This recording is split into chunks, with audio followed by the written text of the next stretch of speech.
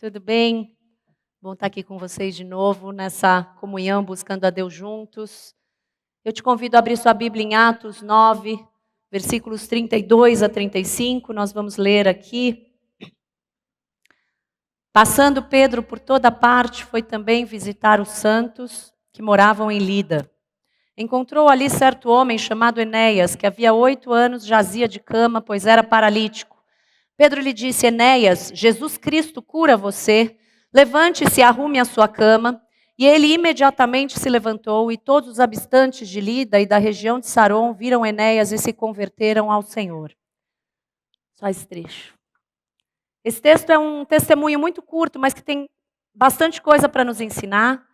A gente vê inicialmente o contraste entre duas pessoas aqui. De um lado, Pedro, um homem que se move passando por toda parte, visitando os santos para edificá-los, encontrando e ajudando pessoas necessitadas, declarando com autoridade a vontade e o poder de Jesus sobre outras pessoas e sendo instrumento de transformação de vidas. Desculpa, gente, vou trocar o microfone aqui, porque está dando cabeluda assim, não dá, né, para pôr esse negócio aqui. Eles pediram para eu testar, mas...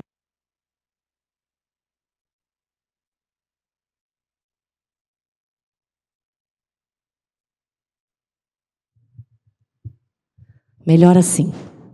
Vou pedir só para você abaixar um pouquinho o retorno, por favor, Dé. Então, de um lado, Pedro, como a gente falou, se movimentando, levando a transformação de Cristo. E do outro lado, Enéas, um homem que havia 8 anos jazia de cama, paralítico. E pelo dicionário, esse verbo jazer significa estar em uma posição estendida e completamente imóvel, estar ou parecer morto. Lembra, aqui jaz, né? Significa aqui se encontra e vai continuar, ou seja, não vai sair desse lugar.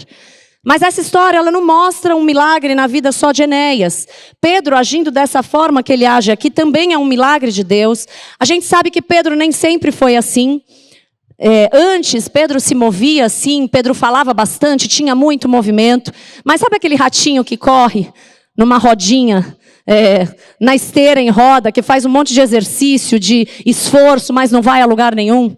Talvez você não esteja imóvel como um paralítico, totalmente parado, mas imóvel como quem não sai do mesmo lugar, apesar de tanto movimento.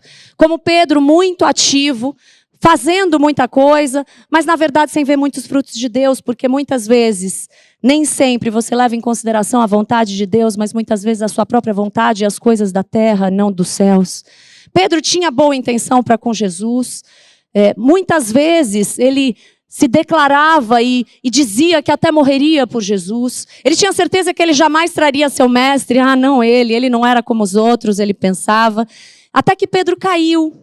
E essa queda de Pedro fez com que ele caísse em si, fez com que ele conhecesse a sua própria natureza, reconhecesse a sua própria natureza. E quando Pedro passa por essa situação, os olhos de Cristo, a Bíblia diz que cruzam o olhar com Pedro. E aquele olhar de tamanho amor invadiu todo o ser de Pedro. É muito lindo isso. E as palavras de amor, depois, quando Cristo ressurreto se encontra com Pedro, invadem todo o ser de Pedro de tal forma que a partir de agora ele, perdoado, passou sim a ir a todo lugar que Deus fala para ele ir, e gerar muitos frutos. Um Pedro que carregava agora não mais um excesso das suas próprias palavras, mas o Espírito Santo e as palavras de autoridade do próprio Cristo. Então Pedro também reflete um milagre de Deus. E sabe, sobre Enéas, a Bíblia não conta que tipo de acidente levou Enéas a perder seus movimentos, a parar de se mover, a ficar paralítico. Mas esse texto enfatiza algumas coisas importantes e interessantes. A sua condição imóvel não impediu Deus de se mover até ele. A sua deficiência não impediu Deus de se encontrar com ele. A graça de Cristo o encontrou. Sim, Enéas sofreu muito, sofreu uma paralisação terrível em sua vida por um longo tempo. Mas Deus estava passando por toda parte, se movendo através da vida de Pedro. Provérbios 15:3 diz que os olhos do Senhor estão em todo lugar, contemplando os maus e os bons. Então até hoje Deus continua passando pela nossa vida, visitando os santos, aqueles que o buscam e que se entregam a Ele, que se entregarão a Ele. Deus disse ao seu povo lá em Êxodo 3,16, certamente, em verdade, eu tenho visitado vocês e tenho visto o que tem sido feito com vocês. Então nada fica oculto a Ele. Jeremias 23:24, acaso sou Deus apenas de perto, diz o Senhor, e não também de longe? Ocultar-se-ia alguém em esconderijos, de modo que eu não o veja, diz o Senhor. Porventura não eixo eu os céus e a terra, diz o Senhor. O salmista, lá no Salmo 139, muito conhecido, ele reconhece de forma poética e linda: para onde me ausentarei do teu espírito? Para onde eu fugirei da tua face? Se eu subo aos céus, lá estás. Se eu faço a minha cama no mais profundo abismo, lá estás também. Se eu tomo as asas da alvorada e me detenho nos confins dos mares, ainda lá me haverá de guiar a tua mão, e a tua destra me susterá. Se eu digo as trevas com efeito me encobrirão, e a luz ao redor de mim se fará noite, até as próprias trevas não te serão escuras. As trevas e a luz são a mesma coisa, pois tu formaste o meu interior, tu me teceste no seio da minha mãe. Graças te dou, visto que por modo assombrosamente maravilhoso me formaste. As tuas obras são admiráveis e a minha alma o sabe muito bem. Os meus ossos não te foram encobertos, quando no oculto fui formado e entretecido como nas profundezas da terra.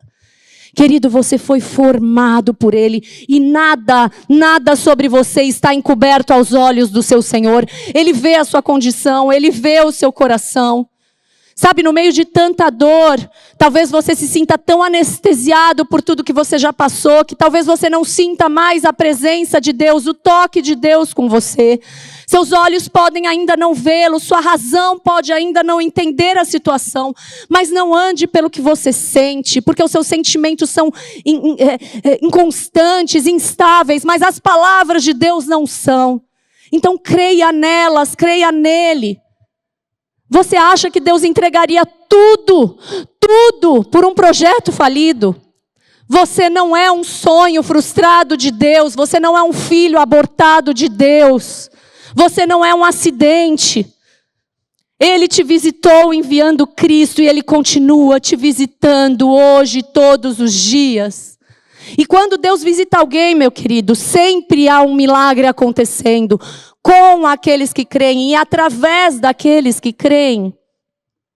Mesmo que isso leve um tempo para aparecer.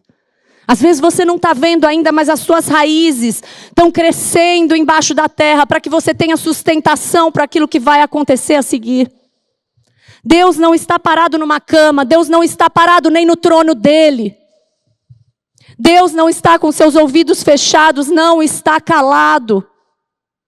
E assim como ele disse algo a Enéas, Deus tem algo a dizer para você hoje, para mim hoje. E a voz do Senhor é poderosa, a voz do Senhor é cheia de majestade, é o que diz Salmos 29:4. Cristo é o mesmo ontem, hoje e eternamente. Ele ainda fala como quem tem toda a autoridade nos céus e na terra. Ele falou e todas as coisas vieram a existir. As coisas que não existiam foram criadas. Onde havia trevas, passou a haver luz. O verbo vivo de Deus, a palavra que pode transformar todas as coisas. Por isso há esperança para nós, há esperança para as pessoas que pararam de se mover na sua vida espiritual. Assim como Pedro e Enéas são um milagre de Deus, você e eu somos milagres de Deus. Se você anda com Deus, sob a liderança de Deus, da sua palavra, os desafios da vida não podem te paralisar, por mais difíceis e horríveis que eles sejam. Seu Deus é maior e Ele te dá força para superar, para suportar, para vencer todas as coisas. Nada é impossível para Deus. Igreja do Senhor, você é um milagre de Deus. A gente cantou isso hoje no meio das perseguições, das lutas. A igreja continua crescendo. A perseguição não parou a igreja. O assassinato de tantos cristãos não parou a igreja. As portas do inferno não prevalecem contra a igreja do Senhor. A igreja é projeto de Deus, não é projeto de religião, de homens. Por isso as tentativas do inimigo de Deus de calar a igreja de Cristo, afetando a nós individualmente, os santos, não prosperarão. os santos. Sim, você é santo, você foi justificado pelo sangue de Cristo naquela cruz. E você está sendo santificado a cada dia por Deus. E Deus usa todas as circunstâncias e até mesmo o ataque do inimigo na tua vida para te fortalecer em santidade. Ele está te moldando. O espinho na carne de Paulo, que Paulo diz, não pôde parar a obra de Deus na vida da igreja através da vida dele. Deus respondeu sim à oração de Paulo com: filho, a minha graça te basta. E isso foi suficiente para Paulo continuar avançando. A prisão não pôde calar a voz de Paulo. Eu não posso mais ir até os confins da terra fisicamente, mas as minhas cartas irão até a igreja do Senhor para edificar. E essas cartas não só edificaram aquela igreja, mas nos edificam até hoje.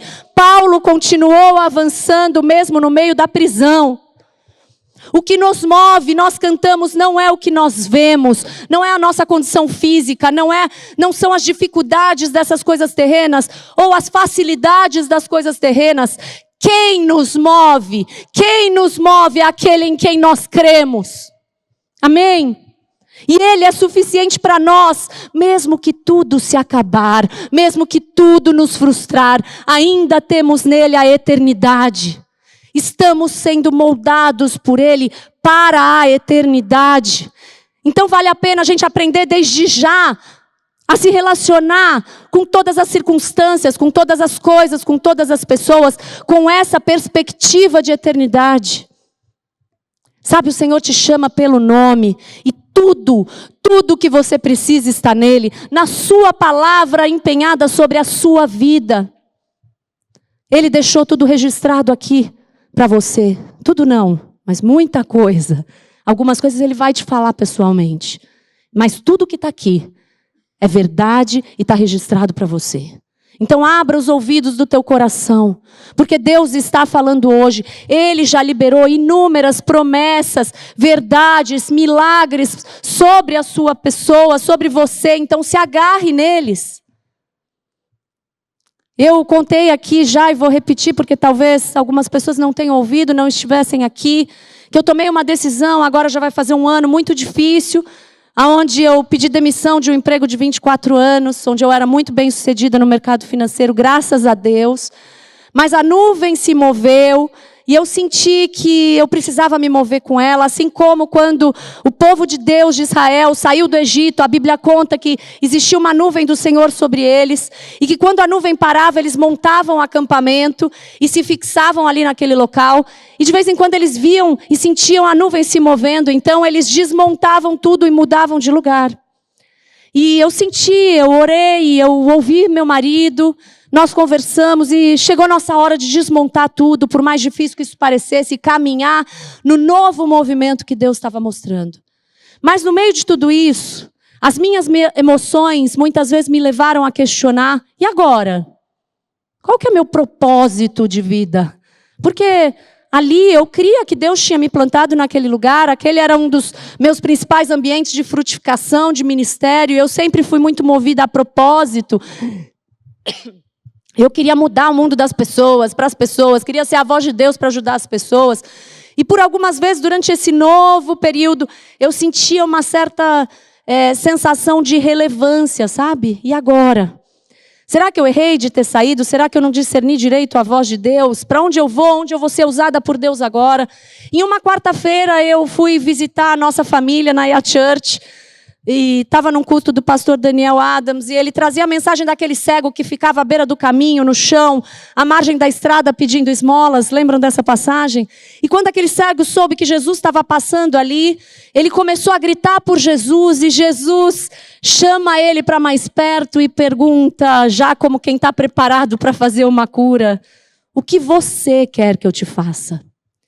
E aí eu ouvindo aquela frase, naquele momento, pastor falando, e uma passagem que eu já li tantas vezes, me passou pela cabeça que no momento que eu estava vivendo, eu teria dúvida até para responder para Deus essa pergunta. Eu tinha algumas ideias da minha vida na minha cabeça, mas não estavam tão claras. E o que eu pediria para Deus se Ele falasse diretamente comigo: Rebeca, o que você quer que eu te faça? E naquele momento eu percebi que a minha mente, as minhas emoções estavam confusas, e eu falei para Deus: Pai, Eu fiz uma oração ali, eu falei, Pai, a única coisa que eu sei agora, que eu quero mesmo, é que você me tire, obrigada, é que você me tire essa confusão da minha mente e me fale, o que eu faço a partir de agora? Fala comigo. E até dei aquela reclamadinha básica, por que eu não estou conseguindo ouvir a sua voz, Deus? Poxa, eu fiz por você, eu saí porque eu senti que era algo que Deus estava me movendo, por que agora eu não ouço a sua voz? E aí, no dia seguinte, eu estava ouvindo uma palestra de uma mulher que eu admiro muito, a Andréa Vargas, e a mensagem dela foi passando, e ela estava ali levando as pessoas a pensarem que não tem mais sentido a gente ter crise de identidade. A gente tem que perguntar para a pessoa certa, para o nosso Criador, quem nós somos, e não para a coisa criada, ela falava. Então, ela traz uma reflexão. Você vai perguntar para Deus, e será que Deus vai responder quando você perguntar? E é claro que sim. A Bíblia está repleta de passagens que dizem, e Deus disse, disse mais Deus, e disse Jesus, e disse o Espírito Santo. Então tem milhares de respostas, de orientações, de palavras de Deus para a nossa vida, na Bíblia. Você não precisa esperar um momento místico, ultra pessoal, como eu estava esperando. Que Deus falasse no meu coração, ou através de alguém, ou de alguma outra forma. E Deus ainda diz, descansa na minha palavra, na palavra que eu já falei, creia no poder da minha palavra, eu sou o verbo. Eu já respondi sobre sua identidade, sua missão, seu propósito, sua origem, seu futuro. Você já tem a resposta sobre quem você é e sobre algo da sua missão nessa vida. E eu estou lá ouvindo isso e de repente... Eu falei sobre isso um dia aqui com as mulheres e vou repetir. Ela solta uma pérola tão simples, mas que me marcou tanto. Ela fala, olha, está tudo aqui na Bíblia. Então pega isso e toca a sua vida. E na hora que ela falou isso, eu estou lá ouvindo isso e eu sorri, como quem toma um tapa na cara mesmo e acorda. E eu sorri para Deus e agradeci e falei... Me levantei e falei, entendi, Deus, entendi. Enquanto eu ainda não tenho clareza exata de algumas coisas desse plano mais individual, profissional, eu vou tocar com aquilo que eu já tenho clareza, eu vou avançar. E eu fico impressionada quando eu leio 2 Crônicas 34:15, se vocês puderem abrir aí. O próprio sacerdote, ele diz assim, achei o livro da lei na casa do Senhor. Gente, como assim? Achei o livro da lei. O sacerdote não sabia onde estava o livro da lei. Então quer dizer que nem ele estava lendo nem para si mesmo e nem para mais ninguém. Aquela geração não estava nem aí para esse livro. Como muitas vezes a gente não está. E quando o livro foi ouvido por aquele rei, ele leu, o rei pediu para ele ler, o rei rasgou as suas roupas e começou a basear suas decisões em cima dessa palavra. Sabe, ainda há coisas que eu não sei hoje sobre toda essa história que eu estou contando para vocês. Mas a Bíblia diz, luz para os meus pés é a tua palavra.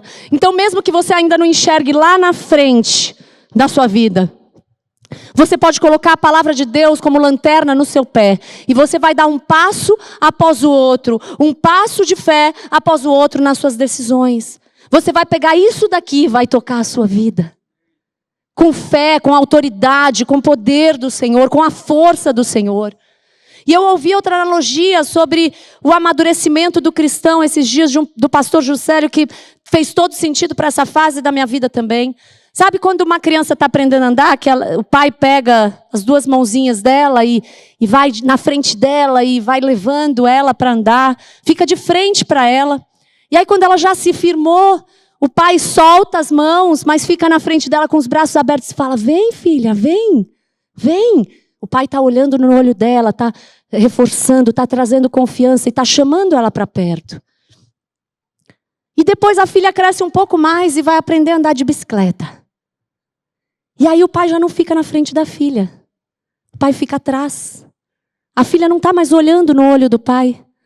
A filha não está mais vendo aquele pai que trazia confiança quando ela começou a andar. O pai está atrás segurando aquele suportezinho que fica atrás do banquinho e levando e correndo junto com ela para fortalecer. Perceber a hora que ela se equilibrar e quando sente que a filha pegou firmeza, ele solta. Mas nessa situação, a filha não está vendo o pai. Sabe, eu já não era mais uma bebê espiritual. que precisava ver o pai ali, frente a frente. Mas eu sabia que Deus não tinha me abandonado e que Ele continua vivendo toda essa etapa junto comigo, falando, cuidando de mim como filha amada, para que eu aprendesse a usar agora esse novo veículo que Ele estava me dando, para ir mais rápido, para que eu conseguisse correr mais adiante, com mais rapidez, do que se eu estivesse andando a pé. Pedala, filha. Pedala, filho. Eu estou aqui, ó, eu estou carregando com você. Começa fazendo alguma coisa a partir da palavra que já foi liberada. Saia dessa paralisia espiritual e faça aquilo que ele fala para você fazer na palavra dele. Sabe, depois de ouvir aquela palavra de Deus através da vida de Pedro, imediatamente Enéas se levantou. Imediatamente.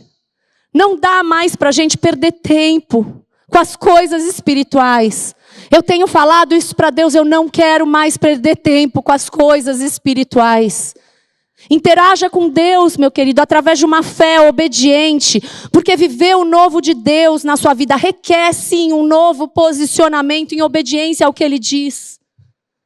2 Coríntios 5,17, se alguém está em Cristo, é nova criatura. As coisas antigas já passaram, eis que se fizeram novas.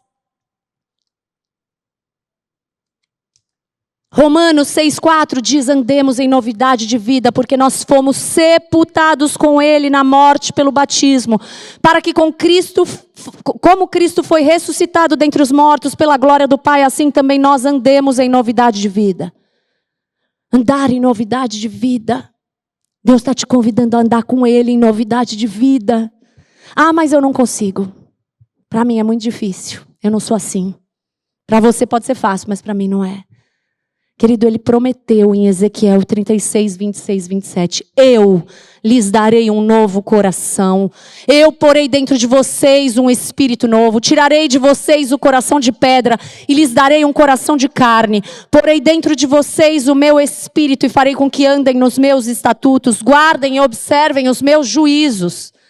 Você consegue sim, porque Ele já fez o que tinha que ser feito. O coração novo vem dele, o espírito novo vem dele dentro de você. E agora eu escolho viver nessa nova natureza de Deus e nos novos moveres de Deus em tudo que Ele me orientar.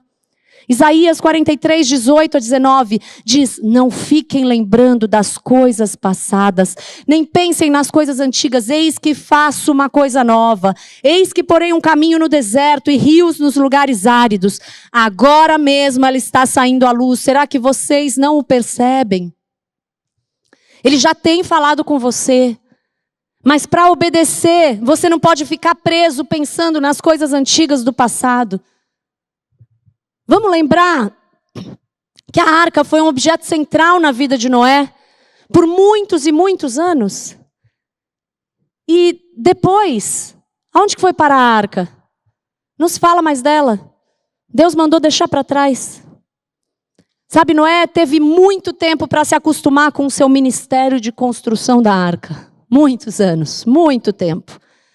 Depois, com a rotina dele viver dentro da arca por muitos dias, até as águas pararem de cair, até as águas começarem a baixar, até a terra estar completamente seca.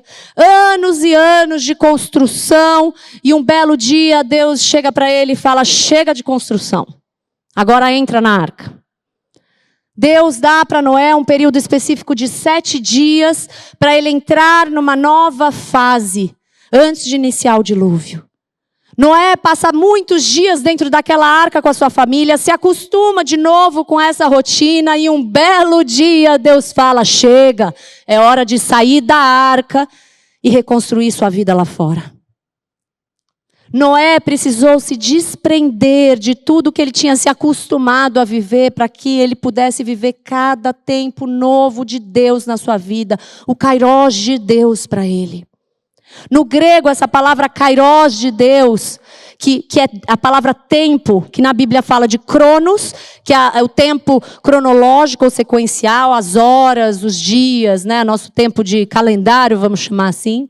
E fala de kairos, que é um outro tipo de tempo, é o tempo perfeito, é um tempo certo, é um momento oportuno, é um período onde algo importante, crucial, significativo acontece de acordo com o plano e a sabedoria e a soberania de Deus.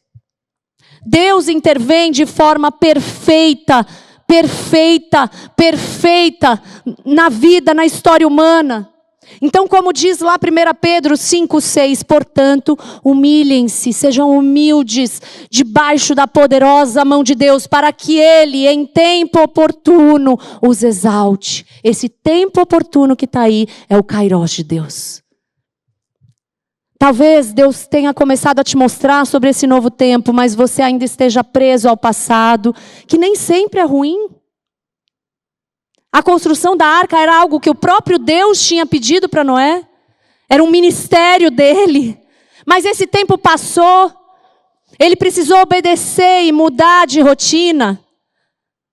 Noé começa a ver esse novo tempo depois que já está lá na arca se aproximando, a chuva parou, percebe que a água foi baixando, ele abre a janela. Aí ele começa a testar isso, ele manda um corvo, o corvo vai e volta, ele manda uma pomba 3 vezes, na terceira vez a pomba não volta mais, ele repara que as águas desceram, ele tira a cobertura da arca e ele vê com seus próprios olhos que a terra secou. Mas assim como Noé só entrou na arca quando Deus mandou, Noé só saiu da arca, mesmo tendo visto com seus olhos, mesmo tendo a pomba não voltado, quando Deus falou. Agora saiam da arca, multipliquem-se e frutifiquem. Há uma necessidade urgente da gente discernir o tempo da visitação de Deus. O kairos de Deus para essa etapa de hoje da nossa vida. Então a gente tem que buscar qual é o tempo de Deus para os nossos dias. Qual é o propósito de Deus para as nossas vidas nessa geração, para o reino de Deus nessa geração, nesse tempo. Qual é o mover de Deus para a sua adolescência, para o tempo de adolescência, para o tempo onde você é mais idoso, onde você está solteiro, onde você está casado. Deus tem um propósito para cada uma dessas etapas da sua vida, do reino dele, da igreja dele. Em Lucas 19:44, Jesus fala de uma cidade que foi destruída porque não conheceu o tempo da visitação. Uma cidade que decidiu não querer as coisas de Deus. Mateus 23:37 fala: você mata os profetas e apedreja os que lhes são enviados. Quantas vezes eu quis reunir os seus filhos como a galinha junta os seus pintinhos debaixo das asas, mas vocês não quiseram. Vocês não quiseram. 2 Crônicas 15:2, o Senhor está com vocês enquanto vocês estão com Ele. Se o buscarem, Ele se deixará achar. Olha que coisa linda, nosso Deus quer ser encontrado. Se vocês o buscarem, Ele se deixará achar. Mas se o deixarem, Ele também os deixará.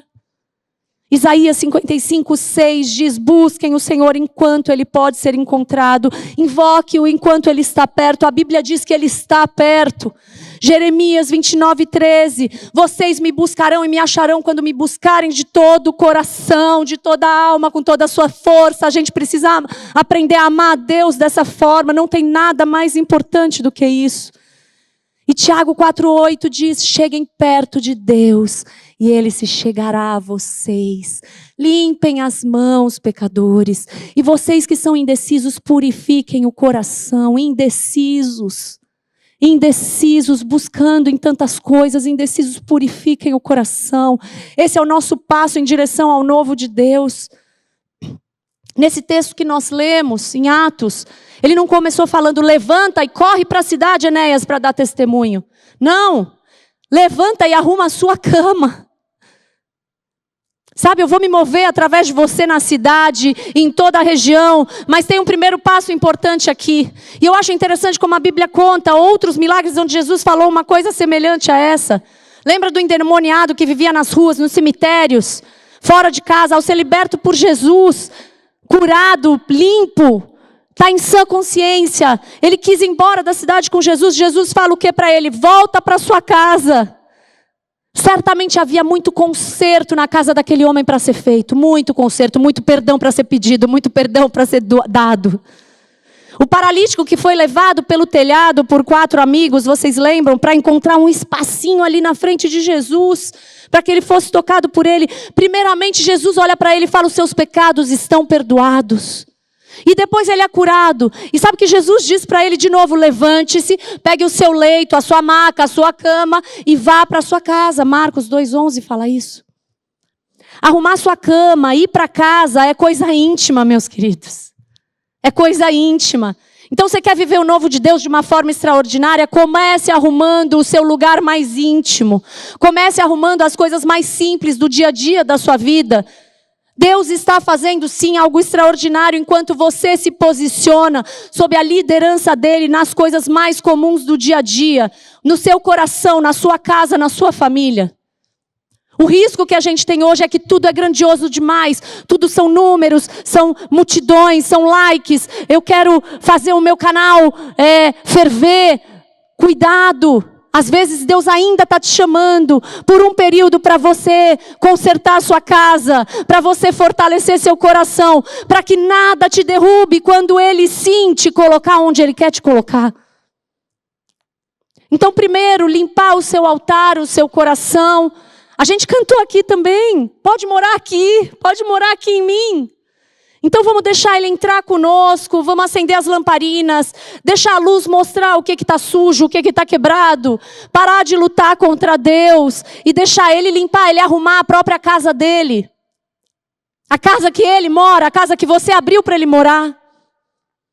Tem que ser limpa, tem que ser arrumada, organizada.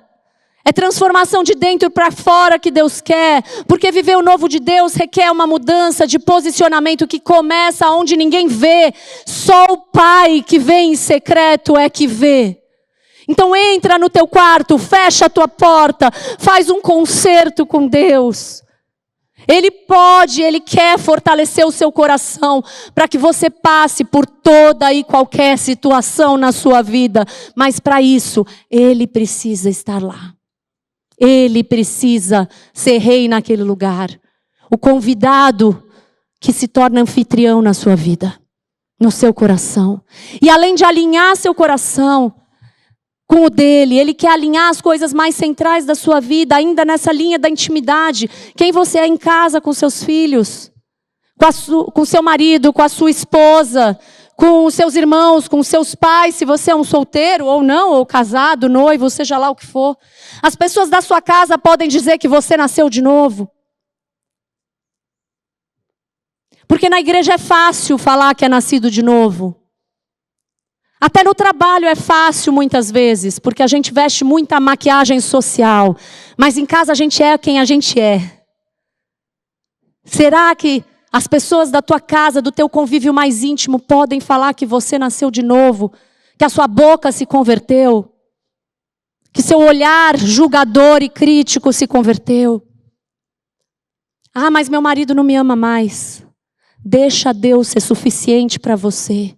Se mantenha a esposa que Deus fala que a gente tem que ser na Bíblia e comece a orar por ele. Vamos ver se ele não vai se transformado. E você também. Ah, mas meus filhos não me valorizam mais, não me respeitam. Deixa Deus ser suficiente para você. Se posiciona como a mãe, como o pai que Deus nos manda ser e comece a orar por eles. Ah, mas minha esposa não parece ser a mesma de quando a gente casou. Ela era tão legal, agora ela é uma chata. Deixa Deus ser suficiente para você, marido. Seja o homem da casa que Deus te chamou para ser. E ore por ela. Santifique a vida da tua esposa pela palavra. Meu pai é um alcoólatra. Você não conhece a minha mãe. Não sabe nada de Deus. Não vive Deus. Deixa Deus ser suficiente para você. Seja o filho ou a filha que Deus te mandou ser. E veja, ore por eles. E veja Deus fazer a transformação. Sobre a importância dessa oração que eu estou falando, da gente começar a orar uns pelos outros. No Getsemane, lá em Mateus 26, 40, 41, Jesus diz aos seus discípulos e amigos mais íntimos: nem uma hora vocês puderam vigiar comigo. Vigiai e orai para que não entreis em tentação. Então você vai começar a orar pelos outros e você vai começar a orar por você mesmo e permanecer firme, permanecer em oração, vigiando por você para que você se mantenha alinhado ao que Deus te chamou para ser. Isso já é um grande passo para a transformação de uma família. Porque independente da escolha do outro, dos sofrimentos temporários e terrenos que a gente passa, o seu coração não vai se corromper. A sua fala continua mansa. Você continua uma pessoa de amor, que derrama perdão, assim como você foi perdoado. Sabe, mesmo que o caminho seja longo, permaneça em oração, permaneça batalhando em batalha espiritual por aqueles que Deus colocou do seu lado. E continue se alimentando, suprindo o seu vazio, as suas carências, as suas emoções.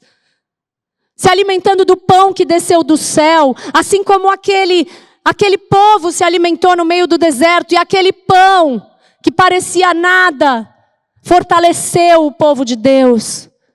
Eles não morreram no deserto porque Deus os visitava. Você não vai morrer onde você está porque Deus é quem te visita. Ele é o pão que desceu do céu e que te alimenta. Ele veio te visitar. Deus quer que você comece construindo uma família estruturada, alicerçada e enraizada em Cristo, que vai fazer a diferença nessa geração e nas seguintes. Deus é um Deus de legado geracional. A Bíblia fala diversas vezes sobre isso. Arrume a sua casa. Arrume a sua casa. Ah, Rebeca, eu não me casei ainda. Então você busque uma família que creia em Cristo Jesus, escolha bem os seus próximos passos, não se engane, aliança é muito sério.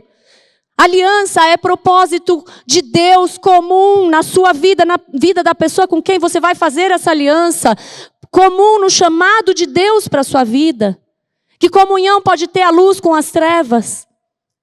Sabe, Rebeca, eu não tenho família, na verdade, porque minha família me abandonou, meu pai foi embora de casa, minha mãe nos largou, eu sou um órfão. Faça da Igreja de Cristo a sua família, meu querido. Você não é um órfão. Você tem um pai, você tem muitos irmãos. A gente se reúne como igreja porque nós somos um só corpo em Cristo Jesus e membros uns dos outros, embora sejamos muitos. É isso que diz Romanos 12:5. E João 11:52 fala que a morte de Jesus significava reunir em um só corpo os filhos de Deus que andam dispersos. Sabe, Jesus chamou a igreja do seu corpo e a cabeça é o próprio Cristo.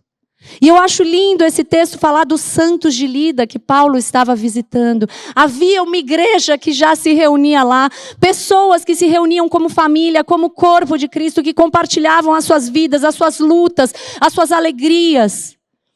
Ontem a gente teve um momento muito especial aqui, foi o encontro do multimídia e sabe, a gente tinha algo preparado para falar sobre as questões funcionais do ministério. Mas a coisa foi caminhando, o café estava gostoso, a comunhão estava gostosa, e a gente foi deixando, e em determinado momento, obrigada de novo. Em determinado momento daquela comunhão, daquele caminhar, a gente conversou um pouco sobre uma palavra que Deus colocou, e abrimos para pedidos de oração, e muitos pedidos, tanta luta, tanta dor, tanta coisa acontecendo. E a gente parou e faltava poucos minutos e a gente falou, não, a gente não vai falar nada do ministério, depois a gente manda por WhatsApp isso. A gente vai se levantar agora e como corpo de Cristo batalhar em oração um pelo outro. A gente não vai sair daqui baqueado, nossa, quanto problema, quanta dor, meu Deus, eu achava que o meu era perrengue, mas esse aqui é muito pior, é um pior que o outro. Não, a gente como corpo, um vai fortalecer o outro, um vai se levantar com o outro, a gente vai batalhar, a gente vai orar.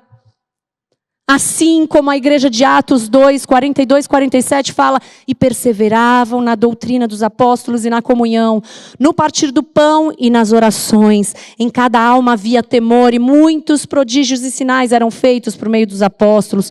Todos os que criam estavam juntos e tinham tudo em comum. Vendiam as suas propriedades e bens, distribuindo o produto entre todos, à medida que alguém tinha necessidade. Diariamente perseveravam unânimes no templo, partiam pão de casa em casa e tomavam as suas refeições com alegria e singeleza de coração, louvando a Deus e contando com a simpatia de todo o povo. Enquanto isso, o Senhor lhes acrescentava dia a dia os que iam sendo salvos. Sabe por quê? Porque, por fim, o processo completo de Deus para a sua vida nunca termina em você mesmo, mas com os outros se convertendo ao verem a sua vida de testemunho de quem se encontra com o Senhor todos os dias. Você não é perfeito, mas você se encontra com o Senhor todos os dias e Ele vai te limpando, Ele vai te aperfeiçoando. Ainda não cheguei lá, mas você está no processo. Quando você erra, você pede perdão.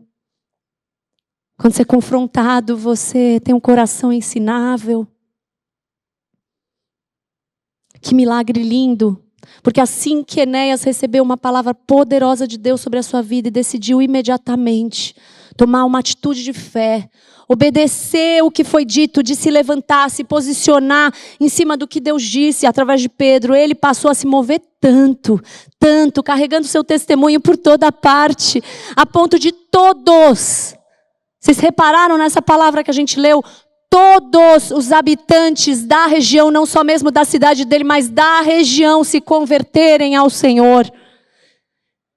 Um homem que estava 8 anos totalmente paralisado.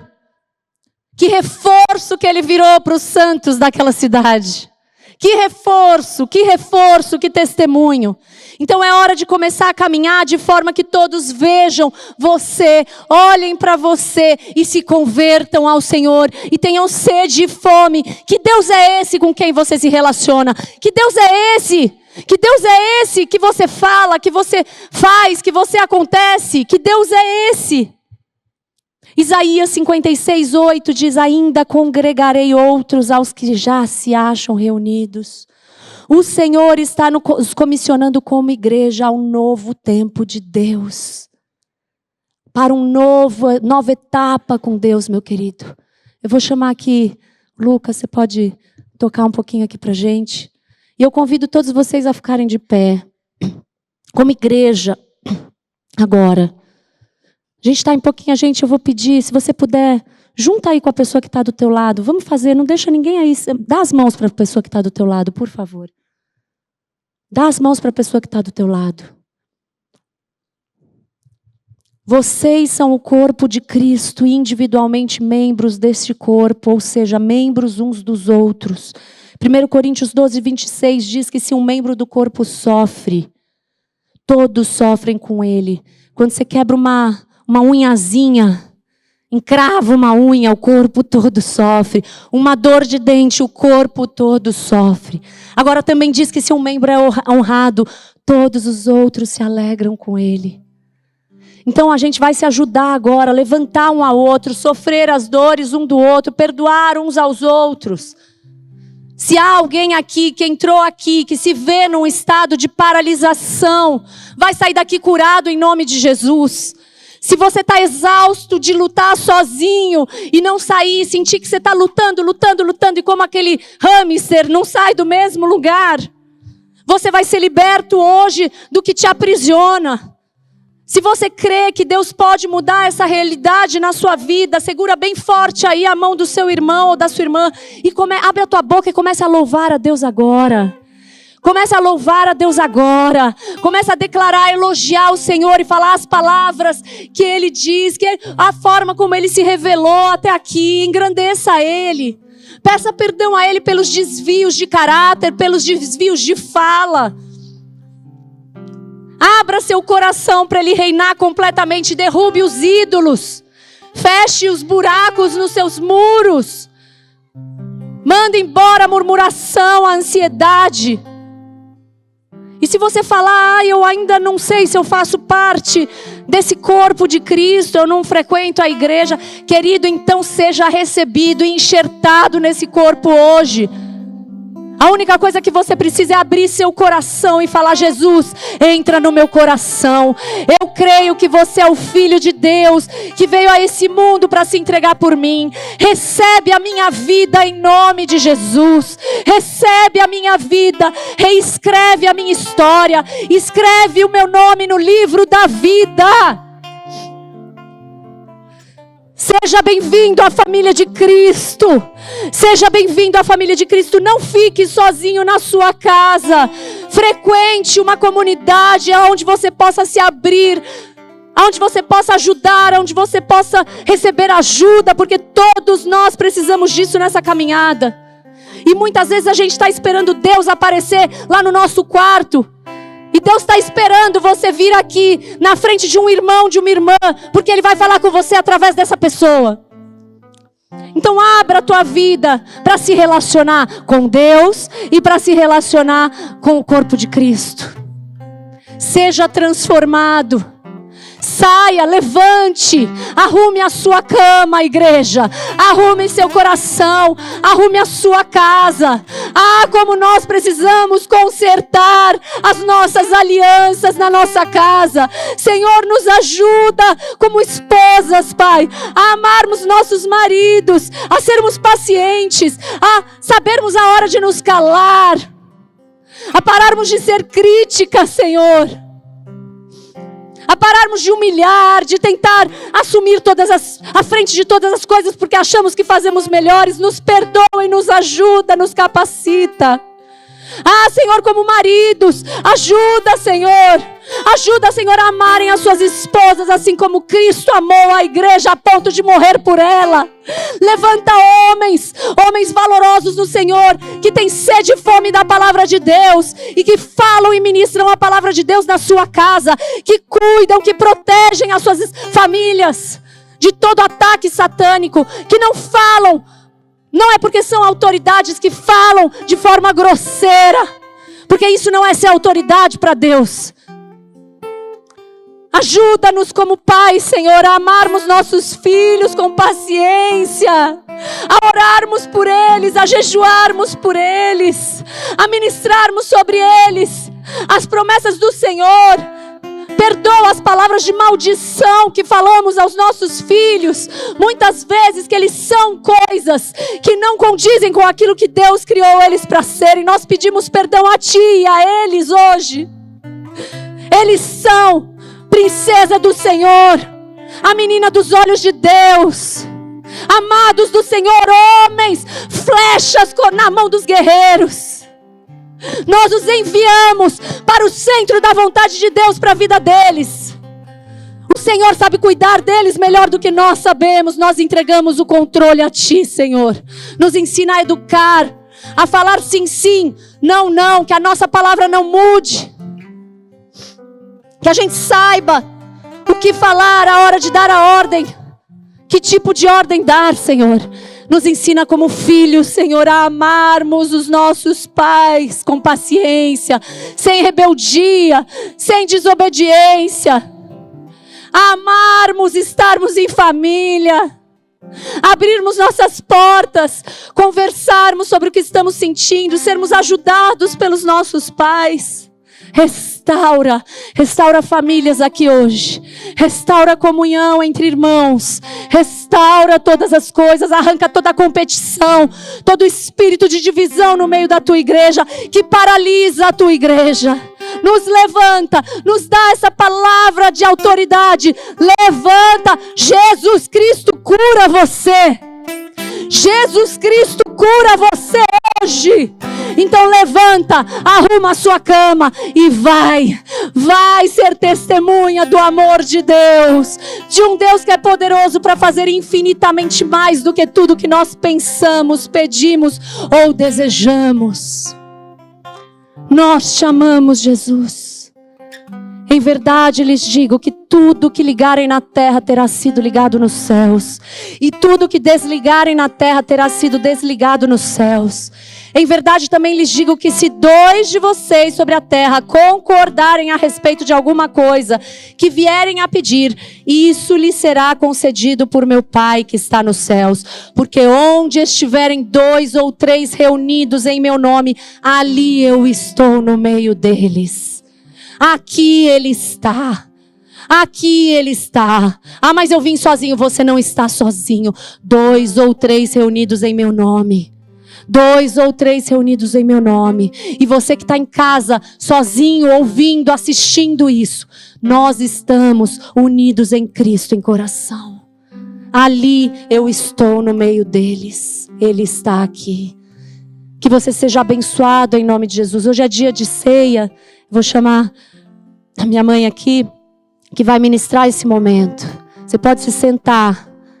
A gente vai continuar nesse mover de louvor e de adoração a Cristo por tudo que Ele fez e que só Ele poderia ter feito. Só Ele poderia ter nos resgatado dessa forma. Aleluia.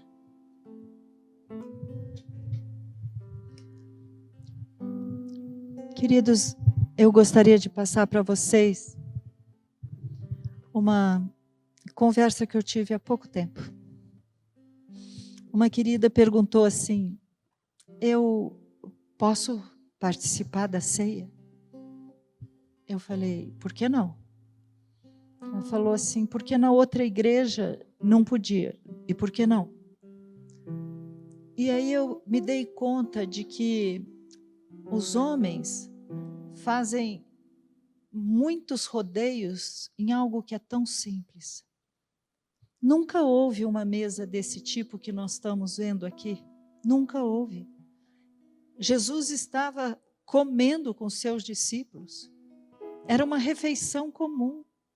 Ali era Páscoa. E ele, num determinado momento, ele pega daquele pão, ele reparte, ele fala que aquilo era o corpo dele. Tempos depois, ele pega o vinho, ele fala, esse é o meu sangue derramado por vocês. Agora, o que é interessante é que quando você lê Atos, você começa a ver que eles partiam o pão de casa em casa. Não era isso. Não era um domingo, uma vez por mês. Não era assim. Todo aquele que tem Jesus como Senhor e Salvador da sua vida, este faz parte do corpo de Cristo. Fazer parte do corpo de Cristo é porque você tenha Jesus como Senhor e seu Salvador, Ele é o cabeça desse corpo. Você vai dizer, mas está escrito na Bíblia que antes da gente chegar nesse momento, para a gente sondar o nosso coração, e é verdade. Num momento tão sério, onde Ele estava se entregando por nós, Ele estava assumindo aquele pecado teu, meu e de toda a humanidade.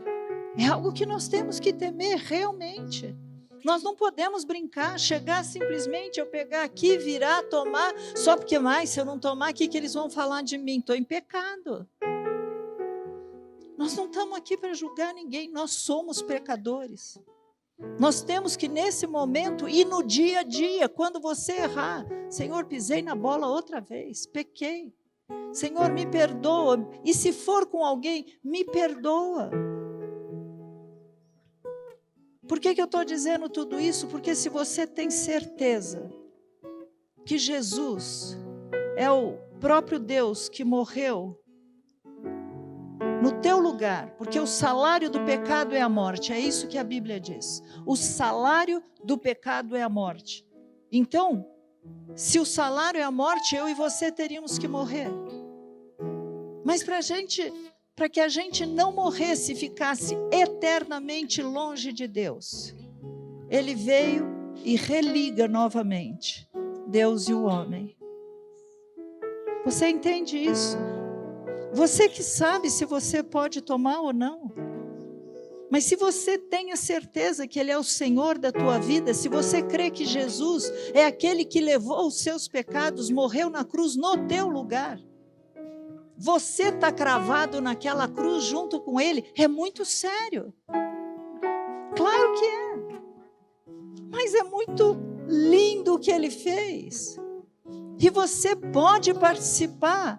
Mas Raquel, eu estou em pecado. Aí é uma coisa séria. Você pede perdão para Deus porque você se arrepende do seu pecado, mas você fala, eu não vou pecar mais. Porque se na próxima vez, amanhã você continua fazendo as mesmas coisas, continua com os mesmos velhos hábitos, continua pecando, então aí você está brincando. Você está brincando com aquele sangue derramado. E aí sim você precisa ter temor. Mas se você realmente falar para Deus, Senhor, eu me arrependo. E eu te peço graça, não me deixe cair em tentação, mas livra-me do mal. Por que não participar da ceia ainda hoje? Esse é o convite que Ele nos faz. Para nós, uma vez por mês. Podia ser todo dia. Ele diz que todas as vezes que você comer deste pão e tomar desse cálice, que você relembre aquilo que Ele fez por você. Isso significa a ceia. Seja bem-vinda. Tomem a ceia. Você está relembrando algo que teu amigo, que teu irmão fez. E, infelizmente, homens têm deturpado a palavra de Deus. Têm criado normas. Mas Jesus é tão simples. Então, se alguém não recebeu a ceia, você pode levantar a sua mão, por favor? Se você não tem aí com você, levante a mão que alguém vai te entregar. Às vezes eles ficam lá na porta prontos e você entra e acaba não recebendo. Tem mais alguém? Glória a Deus. Mais alguém? Continua com a sua mãozinha levantada que vão orar por você. Obrigada, querida. Aleluia. Pãozinho. Não sei se é pão puma, não sei que tipo de pão é. Ele é simbólico. Ele está fazendo você pensar que Jesus é o pão da vida. O pão vivo que desceu do céu. Aquele que veio a este mundo porque Deus sabia que ninguém, Ele procurou e não houve um único justo que pudesse fazer isso. Então Ele disse, o meu braço forte, eu mesmo irei, me farei carne. É isso que representa, gente. Esse pãozinho, você está lembrando. Eu faço parte do corpo de Cristo. Esse cálice, você está lembrando. A Bíblia diz, sem derramamento de sangue não há remissão do pecado. Lembra aquelas ovelhinhas, aqueles animais que eram levados lá no templo? O que representava aquilo? Era o futuro. Deus estava dizendo, é simbólico, olha lá para frente, o Cordeiro de Deus que tira o pecado do mundo. Não foi isso que João Batista falou? Quando ele viu Jesus indo para ser batizado, eis o Cordeiro de Deus que tira o pecado do mundo. Só que esse Cordeiro já fez de uma vez por todas. Uma vez por todas. Ele já morreu. Hoje eles não precisam matar mais animal. Hoje sangue não precisa mais ser derramado, porque o sangue de Cristo foi derramado. Então eu te convido, vamos ficar em pé. Se você vai participar dessa ceia, sabe o que você está dizendo? Eu tenho Jesus como meu Senhor e Salvador. Eu sei o que Ele fez por mim. Eu sei o que Ele fez por mim. E eu sei o que eu preciso fazer por Ele. A Bíblia diz, sede santo porque eu sou santo. Eu sou quem te santifico. Como nós dissemos, a palavra de Deus, ela é o prumo, ela é aquilo que vai nortear a tua vida. Ande nela.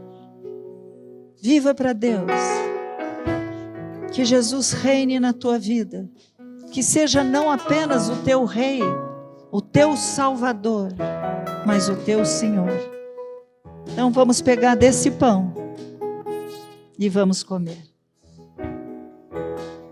E por causa desse cálice, que representa o sangue, você pode também beber.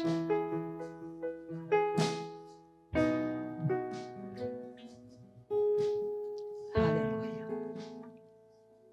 Aleluia. Extremamente simbólico, extremamente libertador, extremamente lindo. Está consumado. Está consumado. Teu nome está escrito no livro da vida. Mesmo que alguma igreja diga para você, você não pode participar. Talvez o que elas queiram é que algumas pessoas não brinquem com algo tão sério. Eu entendo. mas não está na Bíblia. Eu entendo, mas não está na Bíblia. Vamos adorar esse Deus. Vamos bendizer ao nosso Deus e Pai. Vamos louvar através deste louvor, cantando, adorando. Nada além do sangue, nada além do sangue de Jesus.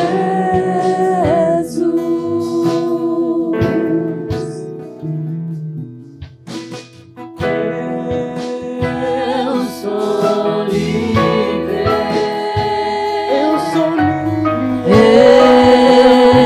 eu sou livre. Nada além do sangue, nada além do sangue de Jesus.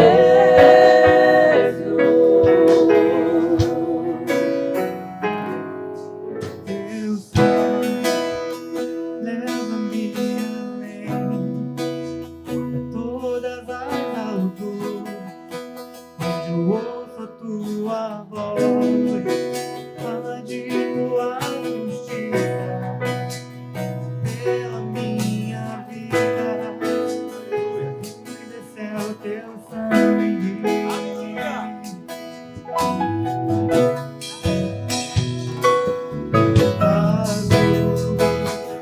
Mostra tua cara, fala do amor do Pai, prepara para nós um caminho para Ele, onde eu posso lá chegar, somente pelo sangue.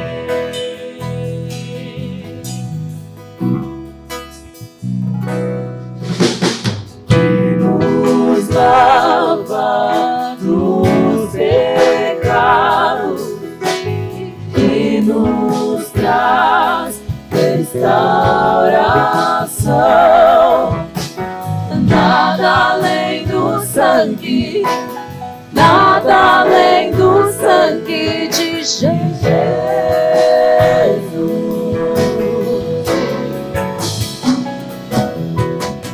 Que nos faz brancos como a neve, aceitos como amigos de Deus.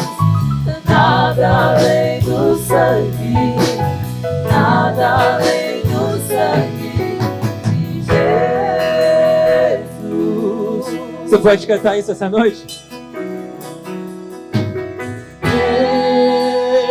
Eu sou livre, Ele te libertou.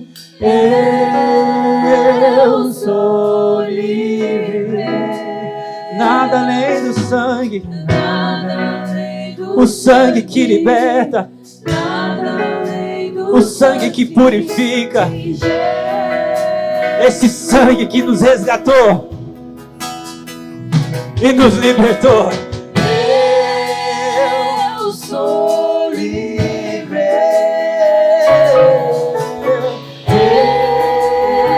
eu sou livre.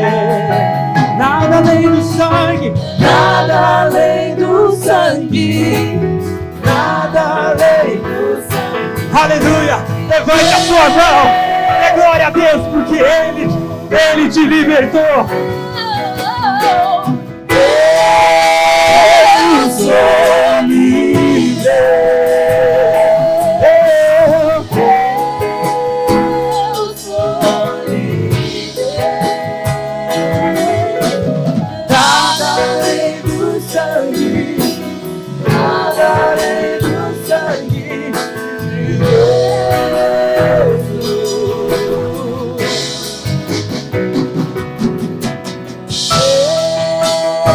Eu sou livre,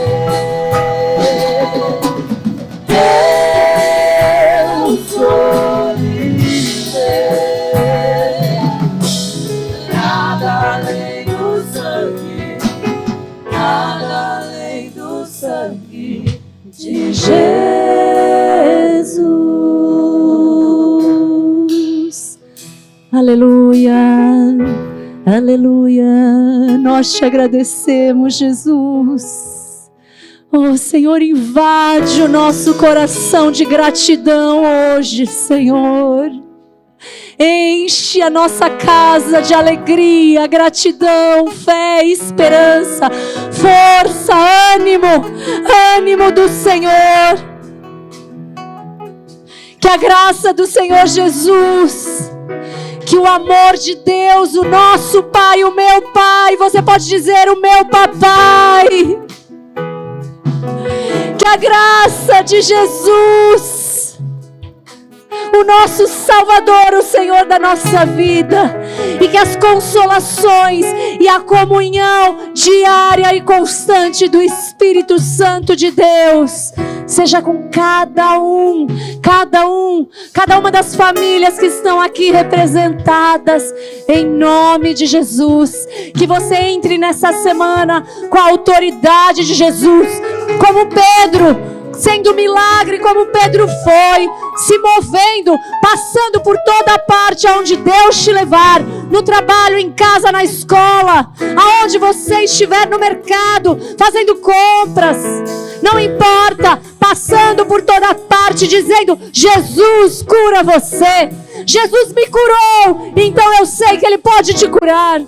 Que Deus te abençoe. E que muitos venham a crer e ser salvos por esse amor de Cristo Jesus, por sua causa e por causa desse nome de Cristo. Eu te abençoo em nome de Jesus. Boa semana. Vão na paz, em nome de Jesus. Aleluia.